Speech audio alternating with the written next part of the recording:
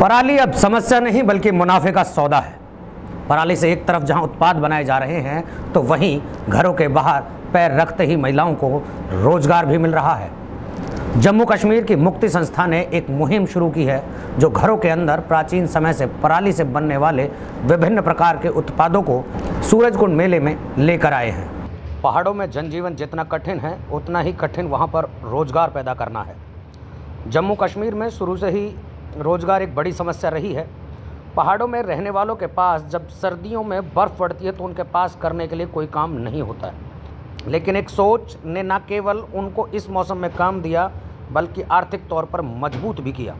शिल्पकार और गांव के सरपंच दर्शन कुमार ने बताया कि वह गल्हार गांव के रहने वाले हैं। जब बर्फ़ पड़नी शुरू हो जाती है तो उनके पास करने के लिए कोई काम नहीं होता।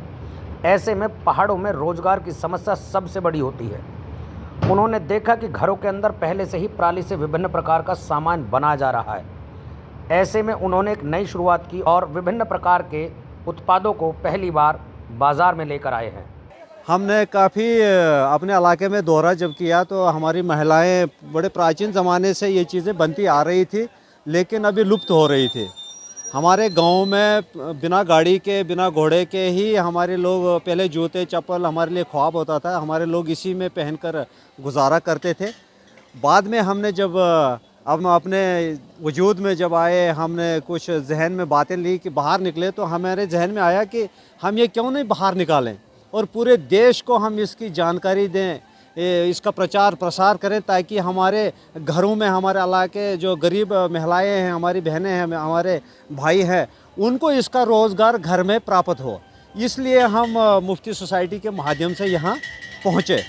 तो आज हमें यहाँ पूरे सूरजकुंड जो इंटरनेशनल मेला लगा है, हमें यहाँ बहुत कुछ देखने को मिला।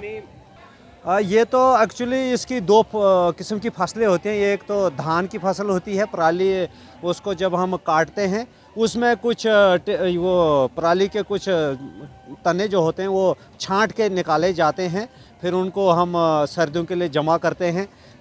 और दूसरा एक कोदरे के नाम से एक फसल होती है। ये ऊपर वाला हिस्सा जो है ये उसके तने से बनती है, उसके घास से बनती है।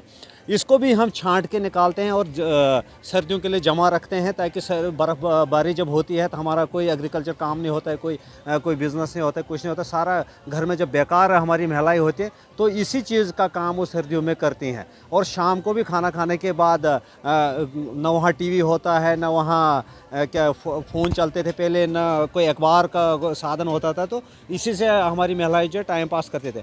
और इस वक्त कम से कम हमारे इलाके में कोई 8-10 हज़ार महिलाएं इस पे काम कर सकती हैं। बड़ा पोटेंशियल है, बड़ा स्कोप है। तो हम चाहते हैं कि बड़ी सी बारी मार्केट मिले, ताकि हमारे इलाके के किश्तवाड़ पूरा ज़िला इस पे काम कर सकता है और उन की पूरे ज़िले की महिलाओं को ये काम जो है मिल सकता है और वो अपना रोज़गार इस पे कमा सकते हैं। अभी इस पे कम से कम 1000 महिलाएँ काम करती हैं, जिसको आत्मनिर्भर, इस वक्त भारत सरकार आत्मनिर्भर के लिए आगे बढ़ रही है। तो हम भी चाहते हैं कि इसी तरीके से हमारी महिलाएं, हमारे गांव आत्मनिर्भर बने और खुद से ही रोज़गार हासिल कर सके, ताकि किसी पर निर्भर न रहे। पराली की खास तौर पर चप्पल्स और वॉल हैंगिंग्स जिन्हें हम कह सकते हैं, लेकिन उनकी भाषा में इसको बीना बोला जाता है या चकला बोला जाता है।